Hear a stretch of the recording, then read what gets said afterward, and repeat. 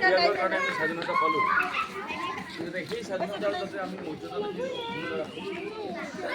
আৰু স্বাধীন ভাৰতে যেনেকৈ পৰাধীনতাৰ মানে শিকলি হাতত ল'ব লগা হৈছিল, সেইখিনি যাতে আমি আকৌ পুনৰাবৃত্তি নকৰোঁ। কাৰণ আজিৰ দিনত আমি দেখিছোঁ যে বিভিন্ন বিশৃংখলবাদী মানৱ আমি দেখি আছোঁ যে আমি সদায় সচেতন হোৱা উচিত। আমাৰ পূৰ্বপুৰুষৰ ৰক্তৰ বিনিময়ত, পূৰ্বপুৰুষৰ ত্যাগৰ বিনিময়ত আমি যিখিনি স্বাধীনতা পালোঁ, সেই স্বাধীনতাক আমি মূল্যাংকন কৰি আমি সৰ্বত্ৰকে উন্নতি কৰিব লাগিব। ডেভেলপ ইণ্ডিয়াক আমি ডেভেলপ ইণ্ডিয়ালৈ পৰিৱৰ্তন কৰিব লাগিব।